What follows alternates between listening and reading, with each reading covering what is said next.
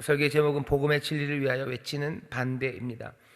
반대라고 외쳐요. 안 된다라고 말합니다. 그 이유는 복음의 진리를 위해서 외치는 반대입니다. 다른 이유는 없어요. 그냥 뭐 하려면 할 수도 있지만 아니요, 그럴 수는 없습니다. 복음의 진리 때문에 그렇습니다.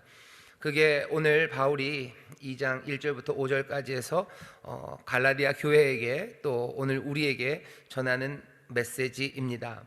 오늘 드디어 할례라는 단어가 나왔습니다. 3절 보시면 그러나 나와 함께 있는 헬라인 디도라도 억지로 할례를 받게 아니하였으니, 갈라디아서 전체에서 이제 계속해서 할례에 관한 이야기가 나올 겁니다. 갈라디아 전체에 있어서 현안으로 딱 떠오르는 부분은 할례의 문제예요. 이방인들도 그리스도인이 되었으면 이제 할례를 받아야 된다라고 말하는 사람들이 있어요. 잘 기억하셔요. 이방인이라도 이제 예수를 믿어서 그리스도인이 되면 뭐 해야 돼요? 할례를 받아야 된다라고 주장하는 사람들이 있습니다. 이 사람들은 그냥 뭐라 그래야 되나요? 예수 안 믿는 사람들이 아니에요. 예수 믿는 사람들이고 그렇게 주장하는 사람들이요. 그리고 꽤나 지도층에 있는 사람들일 겁니다. 그러니 갈라디아 교회가 그것 때문에 흔들리죠.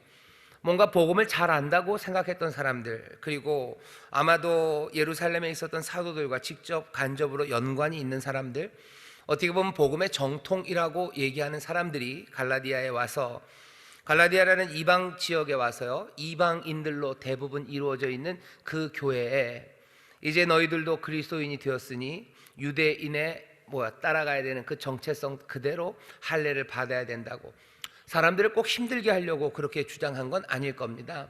아마 그렇게 이방인도 할례를 받아야 된다고 생각하는 사람들 그 마음 밑바탕에는 분명히 선의, 좋은 생각, 좋은 의도가 있었을 거라고 생각해요. 유대적인 삶의 방식, 할례라고 대표되는 가장 분명한 유대인의 삶의 방식을 따라 살아가야 정말로 온전한 하나님의 백성이 될 수 있고요, 하나님의 백성으로서의 지위를 누릴 수 있을 거라고. 그러니까 너희가 할례를 받는 게 너에게 유익이라고, 그래야 하나님의 복을 너희가 누릴 거라고. 이전부터 하나님의 백성들은 할례를 받았기 때문에 이제 그리스도인이 되어 하나님의 백성이 되었으니 너희도 할례를 받아 복된 삶을 누리라는, 어쩌면 선의로 그 일들을 말하고 가르쳤을 겁니다 라고 생각을 합니다. 정말로 악의적으로 사람들 골탕 먹이고, 그리고 사람들 힘들게 만들고, 아니면 사람들을 어떻게 해보려고 할례를 말했다면 그건 그리스도인도 아니겠죠. 하지만 선의를 가지고 할례를 말하지만 여기 바울은 절대로 거기에 대해서 예스라고 말할 수가 없습니다. 근데 왜 이렇게 할례의 문제가 심각합니까? 여러분, 할례 그러면 요즘 아이들이 좀 안 해요. 예전에는 몇 년 전만 해도 꼬맹이들 태어나서 어렸을 때 할례, 그래서 포경 수술을 합니다. 아주 어렸을 때 태어나자마자 하는 녀석들도 있고요. 그리고 조금 커서 철들기 전에 포경 수술을 하는 친구도 있고, 그렇게 종교적인 이유로 아니면 여러 가지 위생상, 건강상의 이유로 포경 수술을 많이 했었었는데 요즘은 좀 안 한다는 이야기를 듣습니다. 요즘은 좀 안 한대요. 그런데 그게 뭐가 그렇게 중요합니까? 할례를 하는 게 뭐가 그렇게 중요합니까? 왜 그 문제가 이렇게 갈라디아서 뿐만 아니라 신약 전체에서 초대교회 할례 문제가 어려운 문제로 대두되는지 우리가 조금 이해하기는 어려워요. 우리나라에서도 포경수술 한 사람도 있고 안 한 사람도 있어요. 그거 했다고 어떻게 되는 거 아니고 안 했다고 어떻게 되는 거 아닌데 왜 이렇게 할례 문제가 심각할까? 할례가 그렇게 중요한 문제인지 우리가 묻는다면 어쩌면 이 유대 문화를 잘 모르는 거예요. 적어도 유대 문화에 있어서 할례는 굉장히 중요합니다. 어마어마하게 중요합니다. 유대인들에게만 중요한 건 아니고요, 꽤 많은 문화에서 할례라는 건 굉장히 중요한 문화이고요, 할례라는 게 갖고 있는 그 문화적인 중요성은 어쩌면 아주 심각할 정도로 중요합니다. 왜? 할례 자체가 그들의 삶의 정체성을 만들어내요. 사람들과 구별하기도 하고요, 그 할례를 중심으로 어쩌면 삶의 이야기가 진행되는 그런 문화도 있습니다. 유대에서 할례가 중요한 건 이것 때문이죠. 여러분들 하나님의 말씀대로 산다고 생각을 해봅시다. 우리가 알고 있는 하나님의 말씀, 모세를 통해서 구약시대에 주신 율법이 십계명서부터 시작돼요. 십계명서부터 시작이 쭉 되는데 가만히 잘 보면 십계명대로 살아가는지 하나님의 뜻대로 살아가는지를 확인하는 방법이 좀 애매합니다. 처음 시작이 뭐죠? 한 하나님이여 너희는 내 앞에 다른 신 두지 마라. 그 명령을 어떻게 지켜가죠? 뭐 집에 우상, 아주 흉측한 우상을 세워놓고 그런 일들이야 없겠죠. 흉측한 우상을 사실은 숨겨놨는지 아니면 그것들을 좀 작게 해서 뒤에 있는지 그거 확인할 수 있는 방법이 많지는 않습니다. 사람들이 하나님의 이름을 망령되이 일컫는지 안 일컫는지 그것도 확인되기 어려워요. 뭐 얘기하고 농담이라고 하기도 하고 어디 딴 데 가서 어떤 일을 하는지 잘 모르죠. 사람이 또 하나님 앞에서 안식일을 거룩하게 지키는지 그것도 확인하기 어렵습니다. 그냥 사람들 볼 때는 일 안 하는 것 같고 뭐 그렇지만 사실은 일할 수도 있고요. 뭐 남들 안 보는 데서 뭐 이렇게 저렇게 할 수 있어요. 부모 공경하는 것도 마찬가지예요. 부모를 공경하는 게 어떻게 얼마나 제대로 공경하고 있는지 그것들을 판단하기가 쉽지 않습니다. 살인하지 말아라, 이건 뭐 더더군다나 그래요. 거의 살인하지 않죠. 하지만 그 사람이 정말로 하나님이 뜻하신 바처럼 사람들의 생명, 다른 이들의 생명을 존중하고 살아가는지 그것들은 판단하기 어렵습니다. 간음하지 말라, 마찬가지예요. 거짓 증거하지 말아라, 마찬가지예요. 마지막 10번째, 남의 것 탐내지 말아라. 내 이웃의 소유를 탐내지 말아라. 탐내고 있는지 안 있는지 그걸 뭘로 확인합니까? 확인하기 어렵습니다. 아예 또 우리가 아는 것처럼 율법이 하나님 사랑하고 이웃 사랑하는 거다라고 얘기했을 때는 문제는 더 어려워져요. 이 사람이 정말로 마음을 다하고 성품을 다해서 하나님 사랑하는지, 이웃을 네 몸, 자기 몸처럼 사랑하는지 그것들 판단하는 게 늘 부족할 거라고 생각은 하지만 그게 제대로 지켜지고 있는지 판단하는 건 쉽지 않습니다. 하지만 할례는 달라요. 할례를 행하라 라는 말을 지켰는지 안 지켰는지는요, 이걸 제대로 지켰는지 안 지켰는지 이건 너무 명확합니다. 정말로 하나님의 말씀대로 살아가는지 안 살아가는지에 대해서 분명한 기준이에요. 이 사람이 안식일을 거룩하게 지키는지 안 지키는지는 애매합니다. 이 사람이 남의 것을 탐내는지 안 탐내는지 애매해요. 하나님을 그렇게 사랑하는지 이웃을 사랑하는지 애매하죠. 하지만 할례는 얘기가 달라요. 그냥 몸에 남는 거예요. 그것도 몸에 남는 게 그냥 뭐 살짝이 아니라 어쩌면 굉장히 중요한 부분에, 그리고 지금처럼 무슨 항생제나 여러 가지 의료 기술이 발전되지 않은 상황에서 할례를 한다는 건 사실은 뭐 쉽지는 않은 일입니다. 자기 몸에 칼을 대는 거예요. 자기의 생식기죠. 거기에 칼을 댄다는 건 굉장히 위험한 일처럼 들려요. 잘못하면 뭐 큰일 나죠. 죽지는 않을지 모르지만 자기의 삶의 굉장히 중요한 부분, 내 자녀들을 낳는 그 일들에 뭔가 문제를 가져올 수도 있는 상황입니다.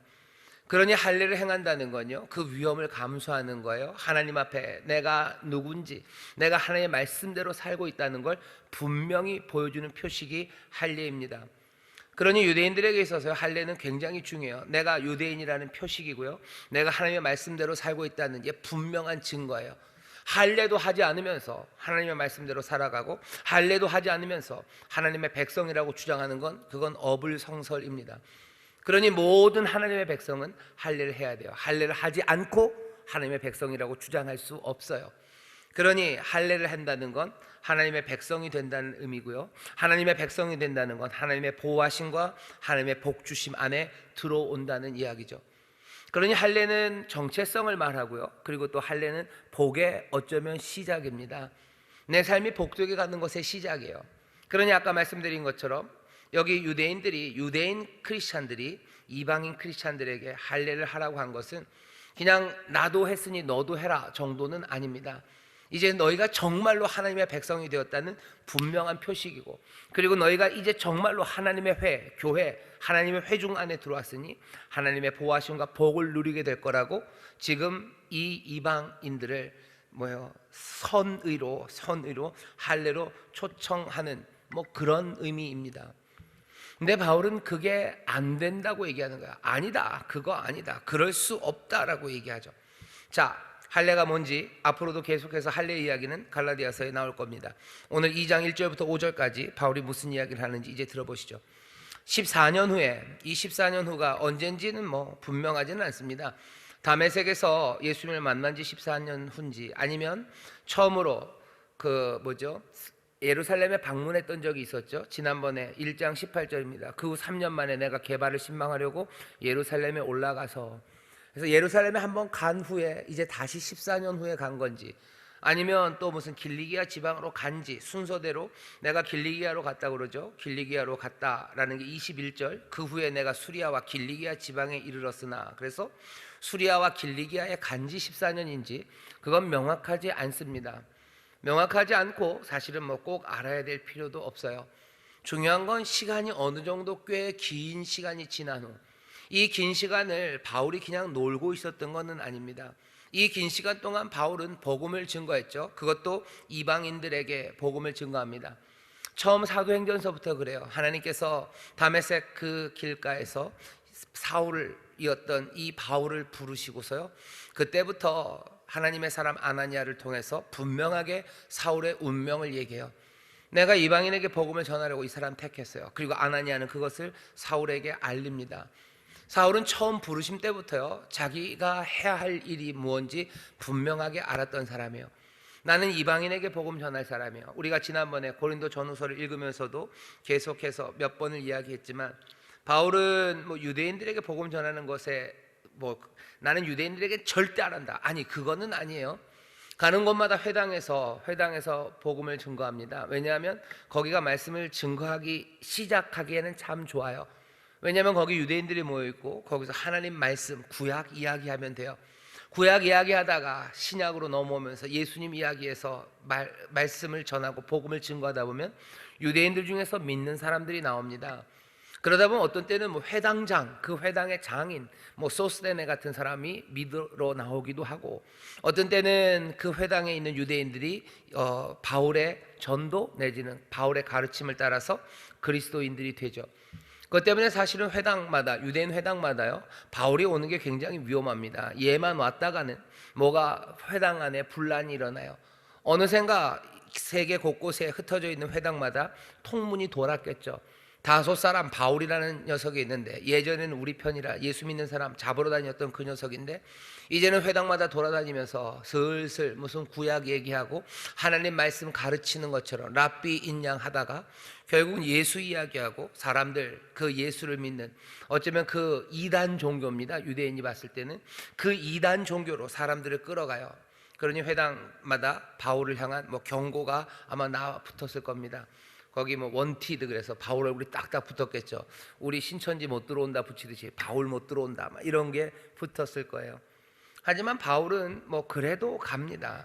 그래서 회당에서 쫓겨나면 뭐 다른 서원을 빌려서라도 어떤 방식으로라도 복음을 증거하는데, 유대인을 절대로 복음을 유대인에게는 전하지 않는다, 그건 아니에요. 유대인들을 통해서 바울은 그래도 뭐요, 이방 교회를 세우려고 하고 있는 거죠. 유대인들에게 복음을 전해서 유대인 교회를 세우는 게 바울의 목표는 아니에요. 유대인에게 복음을 증거하지만 결국은 거기에서 그것들을 플랫폼 삼아서요, 그 다음으로 넘어가려고 이방인에게 복음을 증거하는 그 일을 합니다. 14년 후에라는 그 시간 동안 바울은 그 일을 했어요. 이방인에게 복음을 증거하는 그 일을 합니다. 늘 바울이 전해야 되는 그 메시지가 있었어요. 근데 오늘 본문을 보면 14년 후에 바울이 예루살렘으로 가서요, 예루살렘에 있는 유명한 사람들, 어쩌면 뭐 게바, 베드로죠, 그리고 예수님의 형제 야고보죠, 아니면 다른 유명한 사도들에게 자기가 전한 복음을 제출했다고 그래요.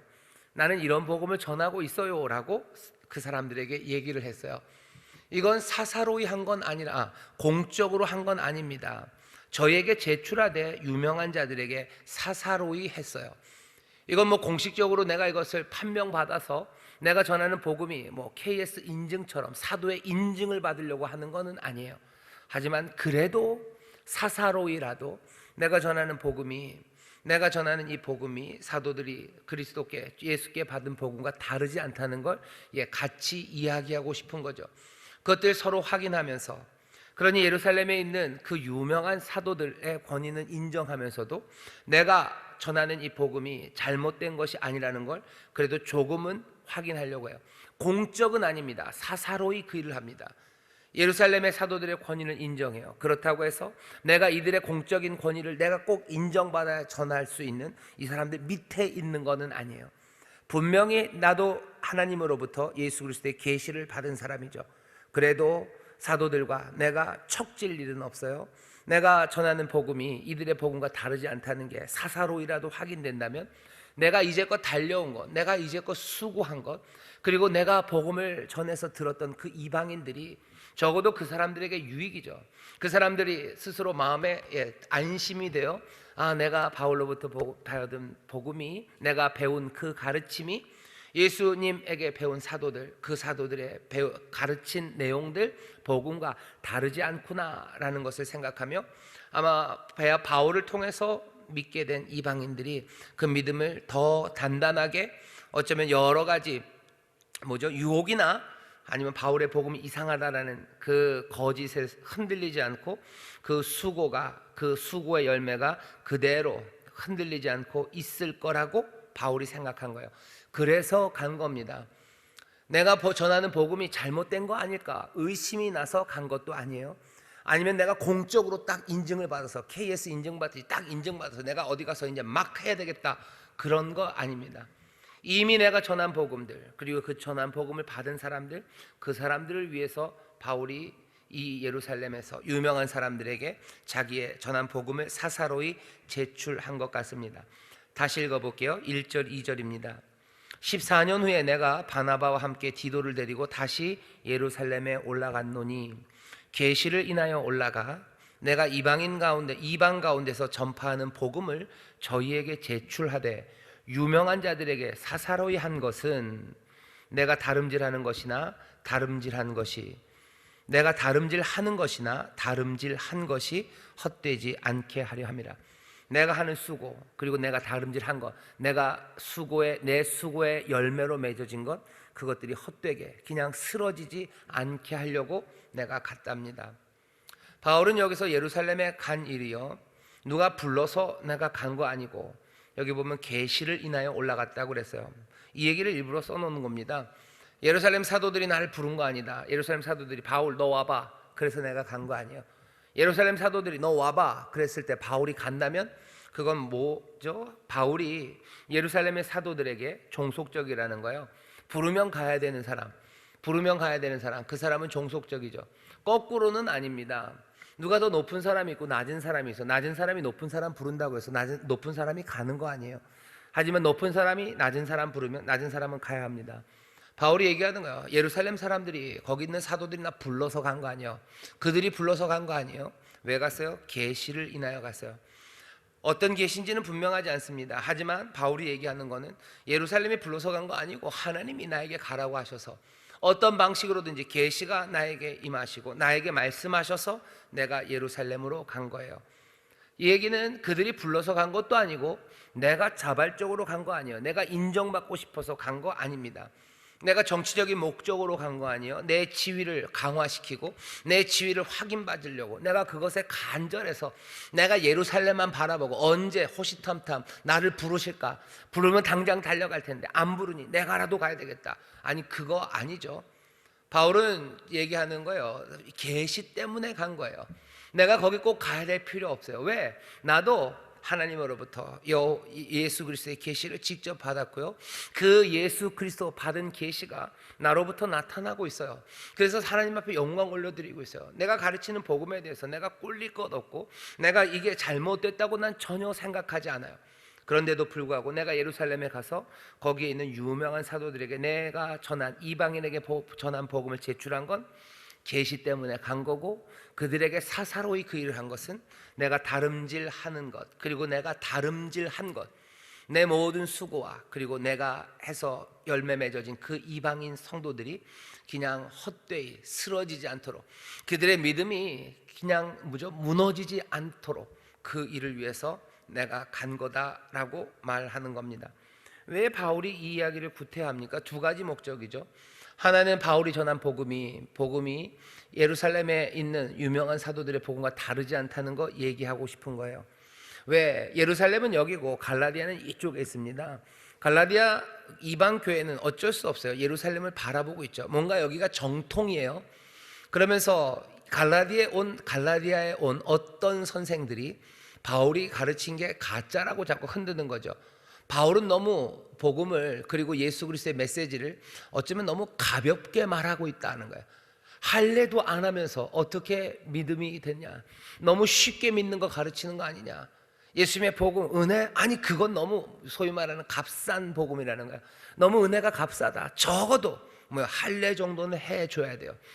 그 은혜에다가 적어도 할례 정도는 확실하게 해줘야 하나님의 백성으로서의 그 분명한 표시, 그것도 안 하면서 무슨 하나님의 백성이라고 하냐, 바울은 이상한 복음 전한다라는 이야기가 들려지는 거죠. 그러니까 바울이 첫 번째 목적은 아니 내가 전하는 거 이상한 거 아니다 라는 거 말하고 싶어요. 그리고 또 하나, 내가 받은 것은 하나님에게 받은 거예요.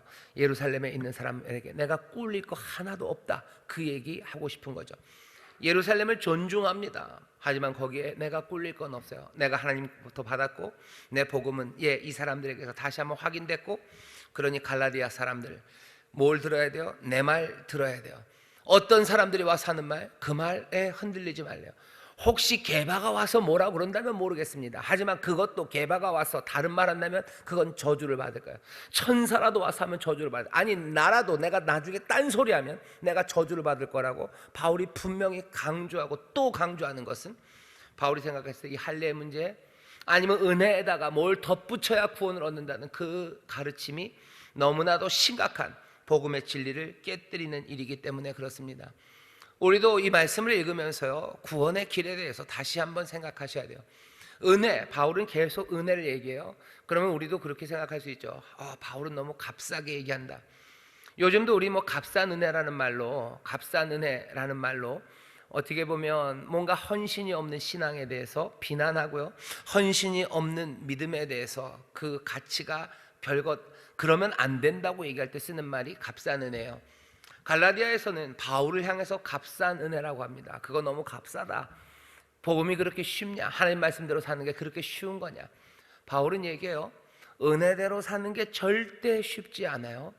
어쩌면 은혜대로 안 하는 게 훨씬 더 편합니다. 바울이 얘기하는 건 그거예요. 은혜대로 안 하면서 너네들 기쁘게 하는 거, 그게 더 좋을지도 몰라. 하지만 내가 사람에게 기쁘게 하랴, 사람에게 좋게 하랴, 그럴 수는 없다요. 하나님이 말씀해 주신 복음의 진리 따라 살 거예요. 은혜 따라 사는 게 훨씬 더 어렵죠. 훨씬 더 아슬아슬하죠. 훨씬 더 간절하죠. 까짓 것 좀 아파도 할례 한번 딱 해버리면 그냥 내가 하나님의 백성이 되면 그게 더 쉽죠. 내가 한번 고생하고 내가 한번 그냥 손에 잡히는 뭐로 살아가는 거, 손에 잡히는 뭔가가 있으면 내 믿음을 확인된다면 그거 할 거예요. 까짓 거 뭐죠? 너무 까짓 거 그러네요. 그냥 1,000,000원 딱 헌금하면 내가 하나님의 백성이고 내가 하나님 앞에 충성되어 살아가는 거, 그게 작지 않죠. 값싸지 않죠. 그럼 1,000,000원 딱 내면 돼요? 그게 은혜로 사는 것보다 그게 더 힘든 삶의 방법입니까? 아니죠. 은혜만 붙잡고 살아가는 게 훨씬 더 힘듭니다. 은혜만 붙잡고 살아가는 게 더 많은 희생과 더 많은 헌신을 요구합니다. 근데 사람들은 어쩌면 그 더 많은 헌신을 요구하는 은혜만 붙잡고 살아가는 삶, 그 삶이 어쩌면 그 신앙이 감당하기 어려우니까요, 어쩌면 더 분명한, 어쩌면 더 그래서 손쉬운 신앙의 길을 택하고, 그래서 할례를 받으며 어쩌게 보면 가짜 안심을 갖는 거예요. 그게 중요한 게 아닌데 그것 함으로써 안심합니다. 그것 함으로써 내가 붙잡는 게 생겨요. 은혜 말고 다른 걸 붙잡는 거예요.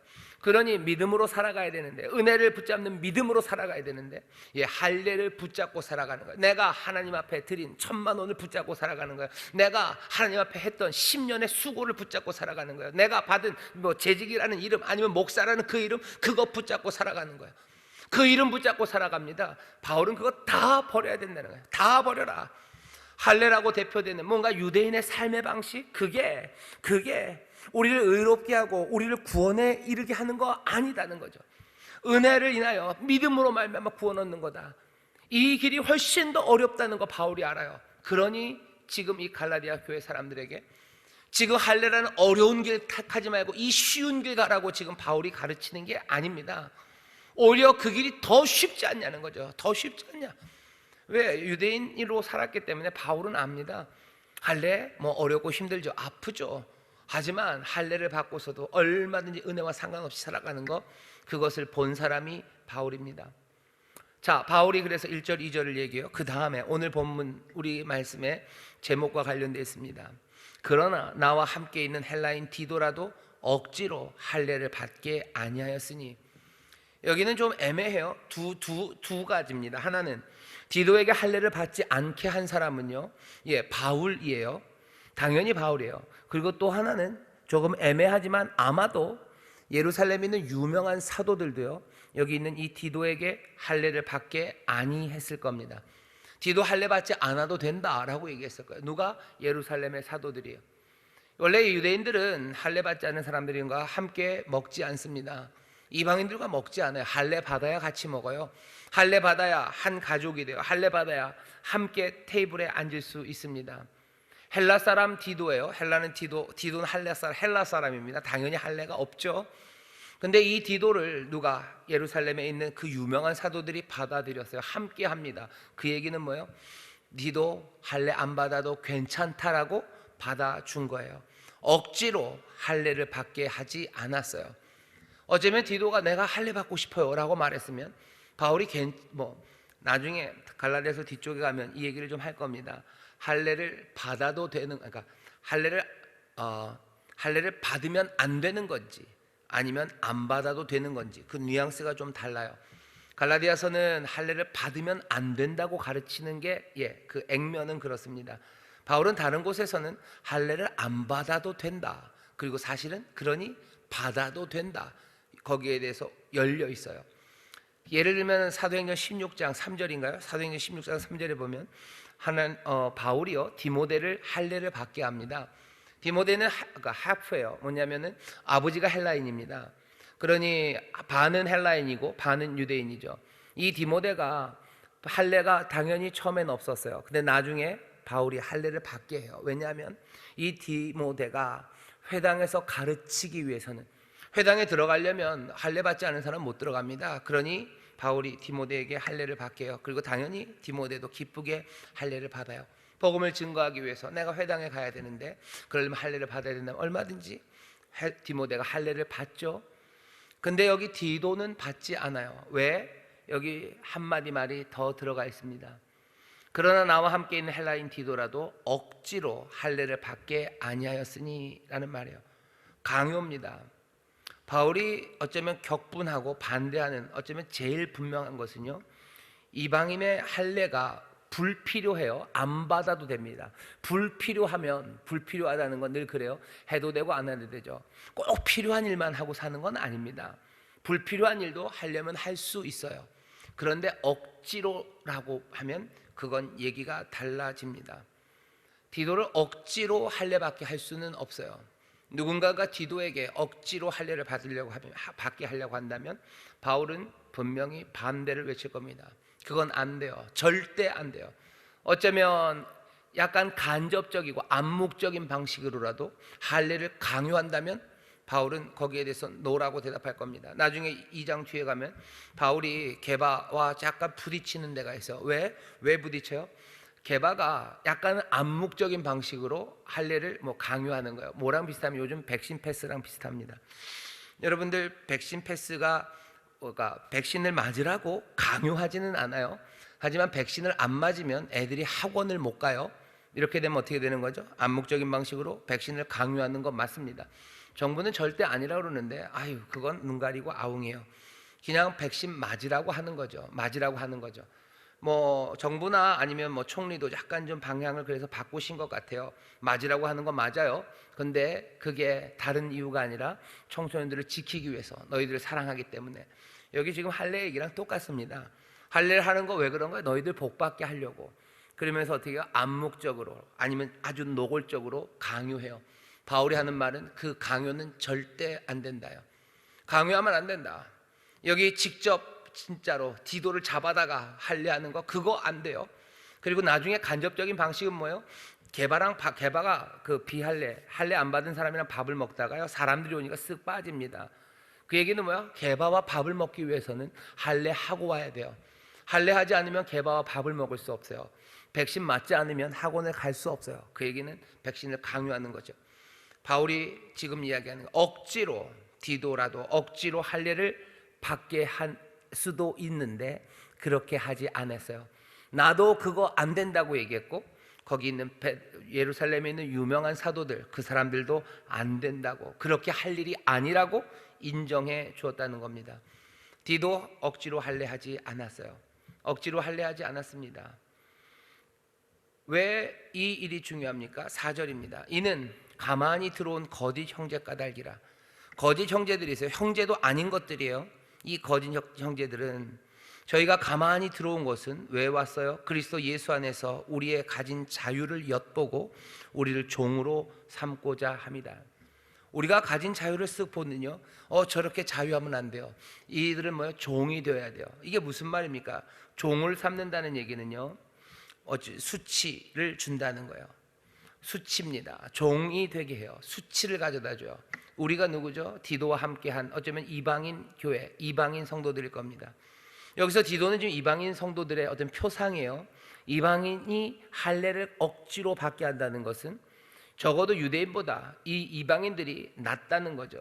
이 이방인들이 할례를 해야 유대인만큼 될 수 있어요. 그러니 한 인간이 동등하지 않고 처져 있다는 건 수치스러운 일입니다. 자유한 자, 주인이 이 노예보다 한 단계 위죠. 할례를 억지로 한다는 건 무슨 의미예요? 이방인들이 이 유대인들보다 더 열등하다는 거예요. 유대인들이 훨씬 더 우월하다는 거예요. 바울은 그걸 받아들일 수 없습니다. 왜? 이건 복음의 진리에서 어긋나기 때문에요. 복음의 진리가 5절이죠. 우리가 일시라도 절대로 조금이라도 여기에 굴복하고 복종하지 아니한 것은, 할례를 받아야 된다는 그 말에 복종하지 않은 것은, 이는 복음의 진리로 너희 가운데 항상 있게 하려 함이라. 복음이 말하는 바는요, 그리스도 안에서 유대인과 이방인 그 벽이 무너졌어요. 에베소서에서 계속 얘기하시는 거죠. 아니, 로마서 전체 신약 바울 서신에서 계속 얘기하는 거예요. 그리스도는 벽을 허무시는 거예요. 이방인과 그리고 유대인, 예전에는 그 벽이 그냥 단단했습니다. 누구도 허물 수 없어요. 사실은 좀 이상하죠. 이방인들이 꼭 유대인이 되고 싶어 하지도 않아요. 그렇지만 유대인들은 스스로 자기들이 높아요. 그리고 이방인들과 벽을 세워놨죠. 이 벽을 예수 그리스도께서 자기의 몸을 깨뜨리셔서 이 벽을 허무셨대요. 그러니 그리스도 안에서는 이방인과 유대인 그런 거 없습니다. 남자와 여자 그런 구별 없습니다. 그리고 또 종과 자유자 그 구별이 없어요. 구별이 없다고 해서 다 똑같다는 이야기는 아닙니다. 동등하다는 거예요. 남자와 여자가 똑같을 수는 없죠. 하지만 그 남자와 여자 사이에 벽을 허문다는 건 남자가 여자보다 우월한 거 아니에요. 여자가 남자보다 우월한 것도 아니에요. 누가 더 잘나고 누가 더 훌륭하다는 그 벽들, 그 모든 벽을 깨뜨리신 거예요. 종보다 주인이 자유한 사람이 더 우월하다고요? 아니요, 그런 거 없어요. 이제 남자와 여자, 이방인과 유대인, 그리고 자유자와 그리고 종들, 그 있는 모든 담들을 헐어내셨다는 것, 그것이 그리스도가 우리 가운데 이루어 놓으신 일입니다. 그리스도 안에서는 그래서 모두가 다 형제예요. 그리스도 안에서는 모두가 다 하나님의 형상, 예수의 형상을 닮아가는 그 길에 함께 선 믿음의 동료들이고 또 형제 자매들입니다. 모두가 같으니 강압할 수 없어요. 누가 높아야 강제하죠. 누가 높아야 뭐가 힘이 더 있고 뭔가 신분이 더 높고 지위가 높고 권위가 있어야 뭔가를 강압할 권리가 있을 텐데, 아니요, 그런 권리는 아무에게도 없습니다. 강압할 권리가 없으니 모두가 다 자유로워요. 복음의 진리가 우리에게 말하는 거예요. 그리스도 안에서 우리가 모두 다 자유롭습니다. 누가 누구에게 강압하고 누가 누구에게 억지로 시킬 수 있는 것, 그건 하나도 없습니다. 우리가 믿음으로 구원을 얻습니다. 그것 말고는 어떤 인간적인 가치 그리고 어떤 인간적인 규율도 정말로 하나님의 백성과 하나님의 의로움을 얻는데, 그것을 하나님의 의로움을 내가 받아 누리는 데는 아무것도 소용이 없어요. 사람들의 가치 아니면 규율 다 필요 없습니다. 오직 믿음으로만 하나님의 의롭다 하심을 얻는 거죠. 복음의 진리가 그렇습니다. 그러니 억지로 하는 일은 안 됩니다. 절대 안 됩니다. 오늘 낮에 설교에서도 조금 얘기를 했었지만, 사람들은 억지로 뭔가를 시키려고 해요. 폭력이죠. 사람들을 강압해요. 군인들이 하는 일입니다. 자기들이 가진 힘으로, 권위로, 그 권세로 사람들을 억압하고 그리고 폭력적으로 가두려고 하면서 자기의 뜻 안에 들어오게 하죠. 자기 뜻 안에 들어오게 하는 거, 그 강압입니다. 그죠? 생각이 다른 사람들을, 내 생각, 삶의 길에 대해서 다른 생각을 가지고 있지만 내가 생각하는 게 인생의 정도예요. 이것으로 들어오기 위해서 내가 설득하고 내가 그 길을 보여주는 게 아니라 내가 힘으로 밀어넣는 거죠. 그건 안 됩니다. 바울이 여기서 지금 같은 얘기를 하는 거예요. 헬라인 디도라도 억지로 할례를 받게 하지 않았다고. 그것이 복음의 진리, 그것이 가르치는 바라고. 복음의 진리를 위해서라면 나는 얼마든지 세상에서 외치기 어려운 반대라도 나는 반대를 외칠 거라고 지금 바울이 말합니다. 오늘 이 말씀을 우리가 함께 읽어요. 함께 읽으면서 우리가 지금 갈라디아에 있는 건 아닙니다. 우리에게 할례의 문제가 그렇게 심각하게 여기서 대두되고 있지는 않아요. 할례가 우리의 현안은 아닙니다. 하지만 여기 복음의 진리를 위해서 반대를 외치는, 할례 억지로 하는 것에 대해서 반대하고 있는 이 바울과 그리고 예루살렘의 이 유명한 사도들을 보면서 우리는 몇 가지 생각해 봐야 될 게 있습니다. 먼저는 조금은 이론적인 이야기예요. 할례라고 대표되는 유대인의 삶이 있어요. 그럼 도대체 우리는 구약에 있는 말씀을 얼마나 우리의 삶에 적용해야 될까? 구약의 계명이 참 많습니다. 그것들을 우리에게 어떻게 적용해야 될까? 이건 꽤 오래된 문제예요. 이게 뭐라 그래야 되냐? 컨티뉴티, 디스컨티뉴티 그래가지고 연속, 단절 뭐 이런 겁니다. 구약은 얼마나 우리 가운데 연속적일까? 연속적으로 오는 걸까? 아니면 구약은 어떻게, 어디서 단절되는 걸까? 그 문제가 있어요. 십계명 아니면 구약의 율법을 우리는 얼마나 지켜가야 됩니까? 그 문제죠. 여기에 대해서 사람들이 갖는 태도 두 가지, 큰 태도는 이런 겁니다. 먼저는 이런 거예요. 구약에 있는 말씀이 연속이라는 것에 집중하는 거죠. 하나님이 같은 하나님이셔요. 구약의 여호와라고 불렸던 그분이 신약에서 우리 아버지라는 걸 믿어요. 그러니 하나님은 동일하신 한 분이, 하나님의 뜻이 변함이 없어요. 하나님께서 선하신 뜻으로 주신 구약의 계명이라면 그대로 신약까지 올 거예요. 그럼 구약을 그대로 지켜야 됩니까? 아니, 그건 아니에요. 구약을 그대로 가고 찌고 오지만 그 중에서 폐해지는 게 있어요. 빼져야 돼요. 이건 끝났어요. 폐하는 겁니다. 터미네이트 된 거예요. 그 터미네이트 됐어요. 왜 터미네이트 됐어요? 정말로 그 텔러스, 그 목적을 다 이루었기 때문입니다. 예를 들면 제사법이에요. 제사의 목적이 다 이루어졌어요. 왜? 구약에서 말했던 모든 제사의 유형이 가리켰던 그 예수 그리스도의 단번에 드려진 제사가 드려졌기 때문에 이제 구약에 있는 모든 제사법은 다 빼도 돼요. 이게 열등해서 빠지는 게 아니에요. 이게 잘못 들어가서 빠지는 게 아니라, 중요합니다. 잘못 들어가서 빠졌다 그러면 하나님이 그럼 구약에서 실수하신 거죠. 하나님이 실수하신 거 아니에요. 하나님이 구약에 제사법을 주셨지만 신약에 와서 그게 온전히 이루어졌기 때문에, 다 이루어졌어요. 목적을 다 이루었기 때문에 이제 소진된 거죠. 소진된 제사법 빠지는 거예요. 또 뭐가 빠져야 돼요? 뭐가 소진됩니까? 이스라엘을 다른 민족과 구별하기 위해서 만들었던 여러 가지 식사, 먹는 거 있어요. 다른 민족과 구별하기 위해서죠. 왜 꼭 발굽이 있고 되새김질 하는 거 먹어야 됩니까? 그것을 통해서 그 이방 민족과 함께 살고 있는 다른 민족과 이스라엘을 구별하기 위한, 구별을 위해서 주었던 거, 그거 빠져도 돼요. 왜? 이제는 더 이상 이방인과 유대인의 구별, 그 담이 없어졌기 때문이에요. 예수님께서 그 담을 하셨으니 이제 구별을 위해서 만들어 놓았던 것들, 그건 빠져도 돼요. 그것들은 빼는 겁니다. 그러니 여러 가지 식사에 관한 것, 아니면 여러 가지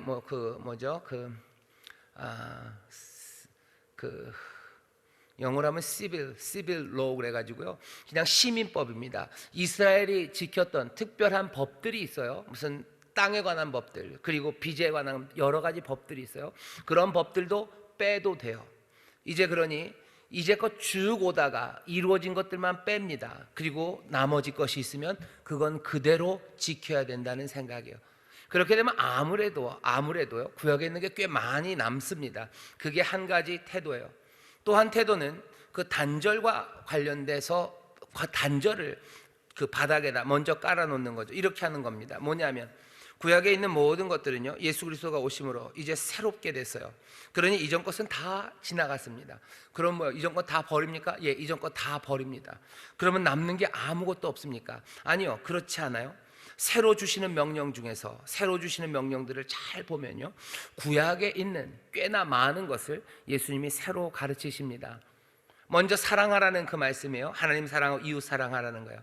마태복음 같은 데도 보면 모세가 이렇게 얘기했지만 나는 너희에게 이렇게 말한다 하면서 모세의 율법을 더 확장해 주셔요. 그런 것들을 다 집어넣고 나면 첫 번째 것과 두 번째 것이요, 그렇게 많이 차이가 나지는 않습니다. 많은, 그래도 연속을 말하는 것들에 더 많이 남고요, 새로운 것에서 단절한 뒤에 예수님이 새롭게 주신 것만 받아들이는 것은 아무래도 적습니다. 지킬 게 좀 더 많아요, 첫 번째가. 그리고 두 번째는 지킬 그 규정들은 좀 작습니다. 숫자가 적어요. 그럼 어떤 거를 가져야 됩니까? 여러분들이 뭐 이건 골라 잡아라고 하기는 어려워요. 계속해서 고민해야 되겠죠.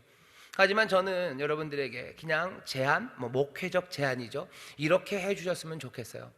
어쩌면 더 많은 규정을요, 남에게 갖다가 대지는 마셔요. 어쩌면 새롭게 단절을 해서 새롭게 주신 계명, 그것들로 내가 남들을 판단한다면 그걸로 남들에게 대시고요, 나에게 된다면 더 긴 리스트를 나에게 대시는 게 더 좋습니다. 어쩌면 타인에게는 좀 더 관대하게, 그리고 나에게는 좀 더 엄격하게 복음의 진리를 늘 염두에 두면서 어쩌면 구약에 있는 말씀이 내 삶에, 그리고 우리의 삶에 어떻게 적용돼야 될지 그것들을 판단해 나가신다면, 적어도 말도 안 되는 불합리한 방식으로 나에게는 굉장히 관용하고 남들에게는 아주 빡빡하게 하는 그런 어리석음과 그리고 그런 악함의 모습 대신에 정말로 신실하고 진중하고 그리고 무겁게 하나님의 말씀을 대하면서도 또 우리에게 주신 그 계명, 그리고 우리가 따라가야 되는 그 길들을 좀 더 분명하게 찾을 수 있을 겁니다.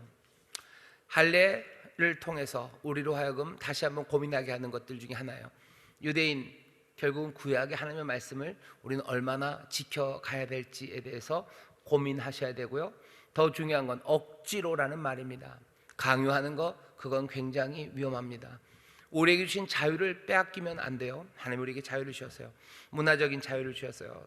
그리고 죄책, 거기에 죄책감, 거기에 늘 눌리는 것, 거기에서도 자유를 주셨어요. 율법을 사용하면서 우리를 죄책으로 묶으려는 것, 거기에서 자유하셔야 됩니다. 율법을 사용해서 우리를 문화적으로 구속하려는 것, 거기서 자유하셔야 돼요. 하나님이 우리에게 주신 자유를 빼앗으려고 거짓 형제들은 우리를 예수 그리스도 안에서 가진 자유를 엿보고 그 자유를 뺏어 우리를 종으로 삼고자 우리에게 수치와 우리의 삶이 열등하다는 것으로 우리를 붙잡아내려는 그 시도들에 말려 들어가면 안 됩니다. 복음은 우리를 자유케 합니다. 복음은 우리가 다른 것 말고 은혜를 믿는 믿음으로만 살아가라고, 모든 담들은 다 무너졌다고 우리에게 역설하고 그렇게 가르치셔요. 그러니 여러분들 묶이지 마셔요. 묶이지 마십시오. 할례, 결론은 할례 꼭 받아야 됩니까? 안 받아도 됩니다. 누군가가 할례를 받아야 된다, 아니요, 그건 아니에요. 그렇지 않습니다. 구약에 이렇게 하라고 했는데 그거 안 하면 되는 거 아닙니까? 다시 말씀드릴게요. 구약에 그 먹는 방식을 따르면요, 오징어 같은 거 드시면 안 돼요. 오징어가 얼마나 맛있습니까? 근데 오징어 먹지 않아야 돼요. 그런데 그 오징어 먹지 말라 그러니까 사람들한테, 다른 그리스도인들, 다른 성도, 오징어를 먹다니. 네가 먹기 싫으시면 네가 먹지 마셔요. 내가 생각할 때 오징어는 안 먹는 게 맞다라고 생각하면, 아까 말씀드렸죠, 모든 건 쭉 가고요, 빼야 될 거 하나님 예수 그리스도가 이루신 것만 빼고 남은 건 내가 지켜, 그건 나한테 하셔요. 내가 하는 거는 별 문제 없습니다. 하지만 그건 남한테 갖다 대기 시작하면 문제가 심각해요. 다른 사람들을 대할 때는 그러면 그냥 다 놔둡니까? 아니요, 주께서 새롭게 명령하신 게 분명합니다. 그건 분명히 지키라고 얘기해야 돼요. 왜? 주님이 그렇게 말씀하셨기 때문이에요. 주께서 내가 너희를 사랑한 것처럼 너희도 사랑해라라고 얘기하셨어요. 그거 지켜야 되는 거 맞습니다.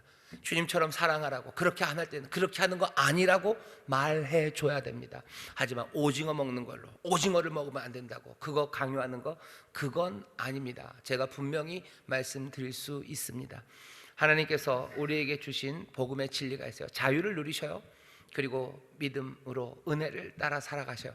그것들을 가로막는 어떤 것에도 여러분들 반대라고 얘기하셔요. 오징어를 먹지 말게 해야 됩니까? 라고 물어본다면 저는 반대입니다. 아닙니다. 오징어 먹어도 됩니다 라고 얘기해야 돼요. 그렇게 얘기해야 됩니다. 그게 바울이 하는 일이에요. 오징어를 먹으면 모두가, 오징어를 안 먹게 하면 모두가 다 행복해질 수 있어요. 왜? 그 교회에서 오징어를 먹지 말라고 하는 장로님이 너무너무 힘이 세셔요. 그래서 그 양반은 평생을 오징어를 안 드셨어요. 그러니 애들한테 오징어 먹지 말라고, 누가 성경에 오징어를 먹으라 그랬냐고 그렇게 얘기할 때는 누가 반대, 장로님 그건 반대입니다 라고 얘기해야 돼요. 왜? 우리 가운데 좀 편안하게 갈 수 있지 않습니까? 아니요, 복음의 진리를 위해서는 반대입니다. 왜 아이들에게 그것을 강요합니까? 억지로 할례를 하게 하는 것처럼 억지로 오징어 먹지 못하게 하는 거, 그거 올바르지 않습니다. 복음의 진리를 위해서 외치는 반대요. 정말로 우리가 복음의 진리를 붙잡고 그리고 그것들을 지키기 위해서는 언제든지 예루살렘의 사도가 와도요, 천사가 와도요, 누가 와도 반대라고 말할 수 있어야 됩니다. 자유를 지켜주셔요. 강요하지 마셔요. 그리고 내가 내 삶에서 하나님의 말씀대로 살기 위해서 더 신중하게 내 삶을 성실하게 그 말씀 따라 살아가셔요. 다시 말씀드릴게요. 난 아무리 생각해도 오징어를 먹으면 안 될 것 같아요. 그러면 드시지 마셔요. 그게 내가 하나님 앞에 내가 받은 말씀이고 구약에서 주신 말씀이 하나님이 선하신 하나님께서 하나님의 백성에게 그렇게 말씀하셨다면 난 오징어를 먹고 싶지 않아요. 오징어 안 드시면 돼요. 하지만 문제는 좀 생깁니다.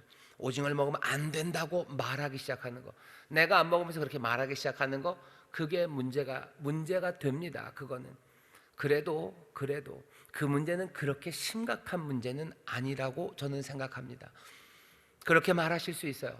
하지만 다시 한번 복음의 진리에 대해서 다시 생각하고 정말로 하나님이 이루신 일들을 깊이 보면서 내가 하는 내 행동만이 아니라 내가 하는 말, 내가 가르치는 것도 사람들을 밀어넣는 힘이 된다는 것, 폭력이 될 수 있다는 걸 생각한다면 좀 더 조심스럽게 말하기 시작할 겁니다. 시간이 가면 좋아질 거라고 믿어요. 그렇게 좀 더 복음의 진리에 합당하게 살아가는 우리 모두가 되기를 주의 이름으로 축원합니다. 원래 이렇게 긴 설교를 할 거라고 생각은 안 했는데 복음의 진리를 위해서 외치는 반배, 바울이 하는 일들을 보시고 우리 성도 여러분들도 정말로 복음의 진리가 우리에게 분명히 가르쳐 주신 게 있다면 두려워 마시고 어떤 권위 앞에서라도 반대를 외치실 수 있어야 돼요. 성령님이 우리를 진리로 인도해 주시고 또 성령님이 우리에게 담대함을 주셔서 두려움 없이 반대를 누르시고 반대로 손드시고 아니라고 말해야 될 때 분명하게 아니라고 말하고, 억지로 하는 것, 대부분 억지로 하는 건 늘 문제가 있습니다. 억지로 하는 것에 대해서 늘 반대의 손을 들어주셔요. 주께서 우리를 억지로 강제로 하시는 일이 없습니다. 주도 그렇게 하지 않으시는데 우리가 그렇게 해야 될 이유가 없습니다. 기도하겠습니다. 하나님 감사합니다. 복음의 진리를 위해서 반대를 외치는 사람들이 있습니다. 은혜를 따라 살아가는 거 포기하시고 또 하나님께서 우리에게 어찌 살라고 주시는 말씀, 그 말씀에 귀를 기울이고 놓치지 않는 우리가 되게 하시사 정말로 조심스럽게 주께 물으며 성령의 인도하심을 받으며 진리 안에 거하는, 복음의 진리 안에 점점 더 분명하게 거하기 시작하는 우리 모두가 되게 하여 주옵소서. 감사드리며 예수님 이름으로 기도하옵나이다. 아멘.